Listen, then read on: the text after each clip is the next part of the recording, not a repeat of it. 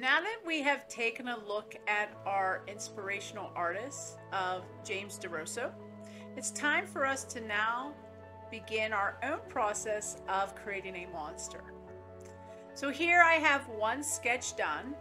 Now for our assignment here, you're going to have to create 3 ideas, and you want 4 viewpoints of each idea. So you want a front, a left, a back, and a right side viewable in your sketches. As I mentioned before, when it comes to clay work, we want to plan. In fact, we want to over plan.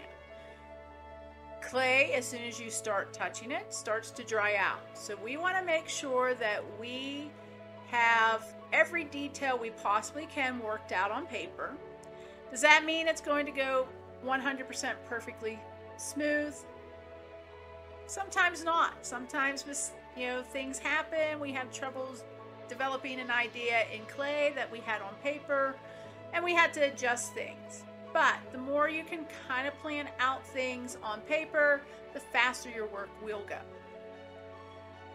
So, to begin creating a monster, if you cannot think of anything at first, start with something that works towards his style. So what I mean by that is I first thought, well, with my monster, I want to have a head and a body. And that's where I started with that monster we were just looking at. So I just break it down into simple shapes like we did with our candy still life drawing. So I'm going to make my lines a little bit darker. You should keep them light as you first begin your sketching stage, because remember, sketching is a layering process. And an idea of what size I want the body and head relationship to be. So again, you have a choice with your proportions. You can have something a little bit closer to what we would consider a standard proportion, smaller head, larger body, or you can work with even creating a more exaggerated proportion, so larger head and a smaller body of some sort. Or, as we saw with some examples, your monster can be completely just a head with no body, and parts, limbs, and so forth can attach directly to that. So once I have this started, I usually start with the front view. It's the one that most people look at, especially with something when we're dealing with a face. If I can't think of anything else, I start, again, as I said, with looking at what he did. And he used a lot of underbites and overbites, he called those. So that was that extra piece of clay that created a jaw or upper lip area with teeth. So in this one that I had just shown you, I went with the underbite method, and I made a larger lower jaw with some big rectangular teeth sticking out of it. So maybe for this one, I'm going to try a little bit different, and I'm going to go with the overbite. So the overbite, I'm going to make a larger upper lip area compared to my jaw. So this could just be simple, and it could be a band, it could be the rest of the top of the head, starting with this larger piece, and I think that's what I'm going to do. I'm going to make it a little bit of a larger head there, and I want his jaw to be a little bit more narrow. So again, this is pretty dark.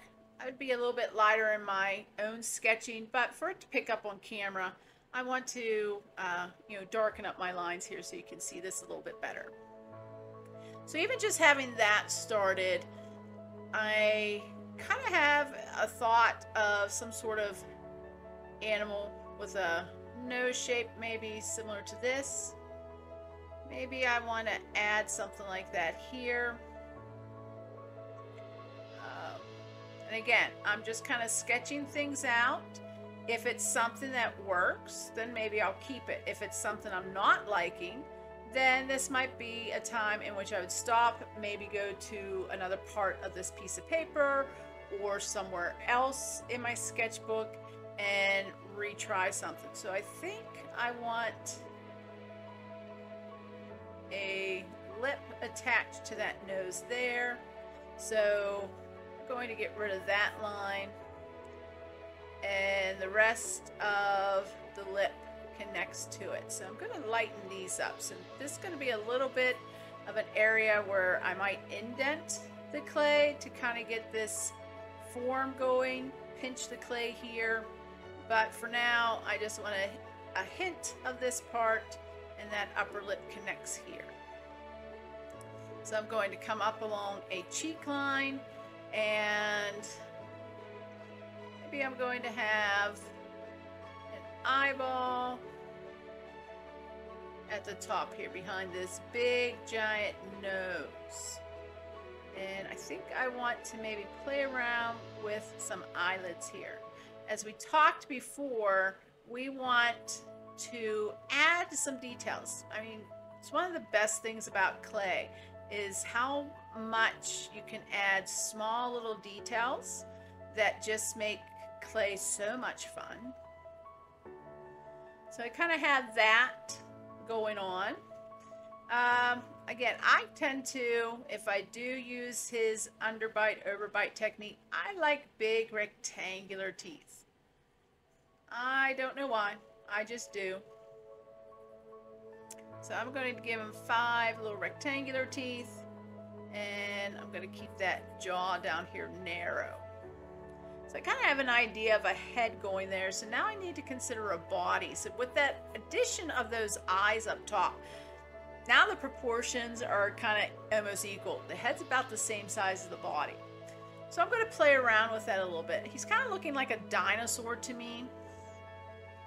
So maybe I'll kind of play around with that thought process. Maybe I want to give him a rounded body.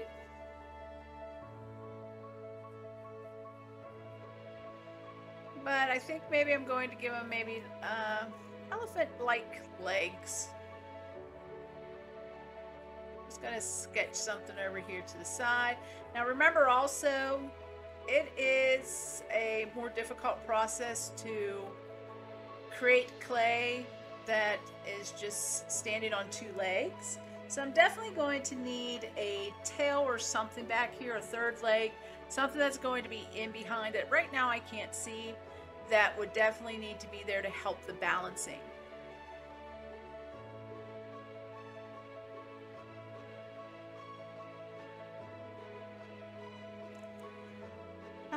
So that brings me to arms. Now, I could play around with contrast, and I could create an arm that is a little bit skinnier, a little bit more narrow. Maybe he's holding on to his head. Maybe there's a hat he's wearing and I just can't see it yet. If I don't like that position, again, that's why I try to do things light at first. Maybe I just want an arm to come across the front of him.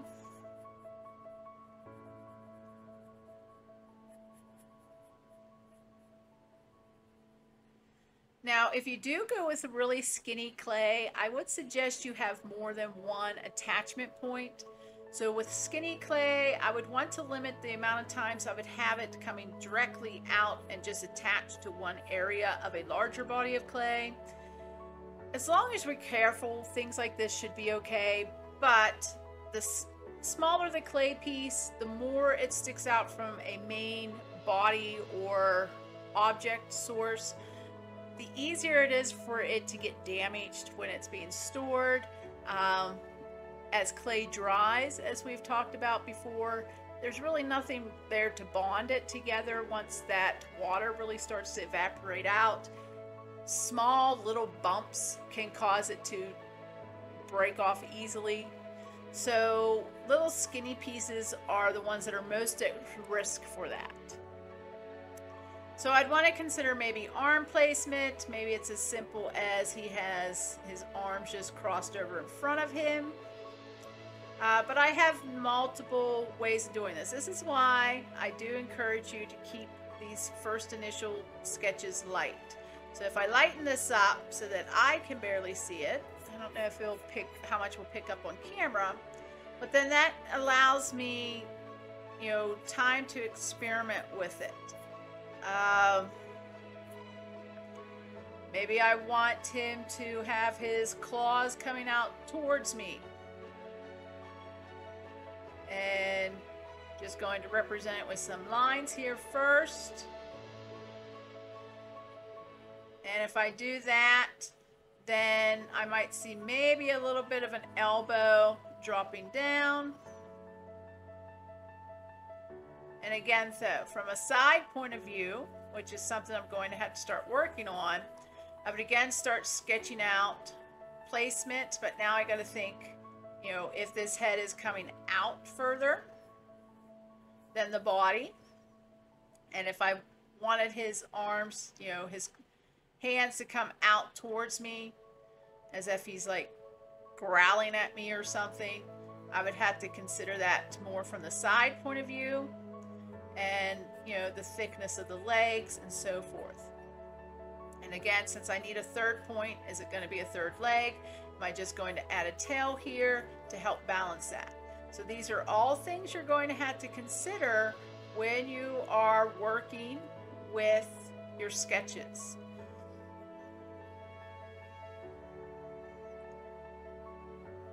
So that's the beginning of that. He doesn't have much detail. I haven't looked at texture yet and so forth, but eventually that's what you're going to do.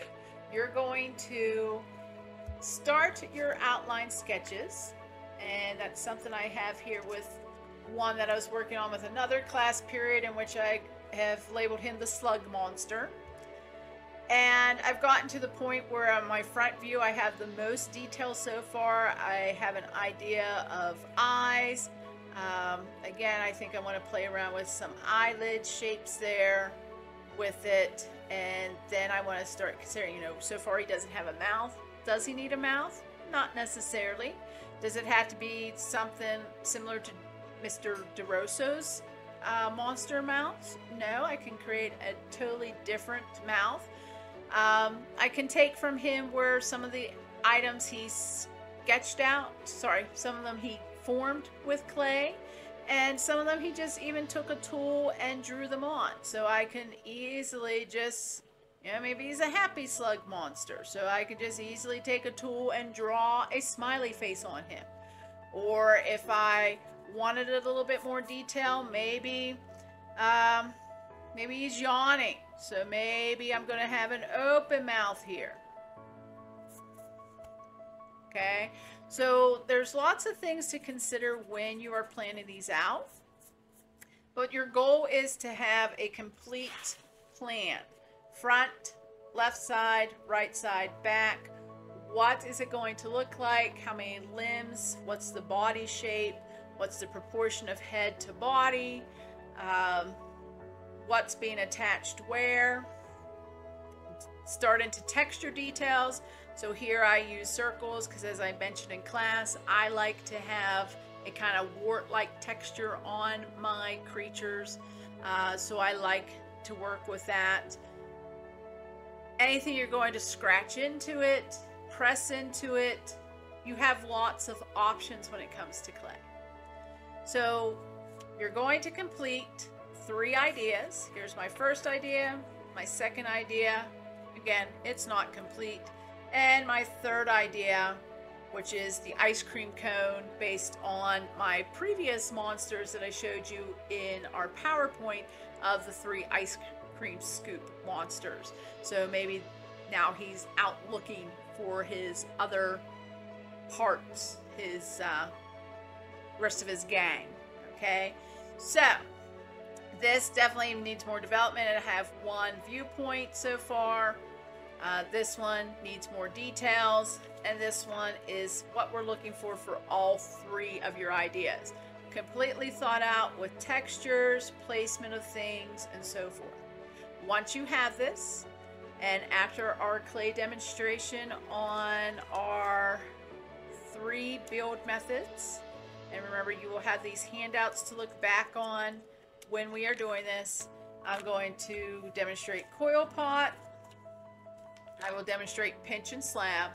So once we go over those, then you will be ready to start your clay project. Happy sketching. Let's create some monsters.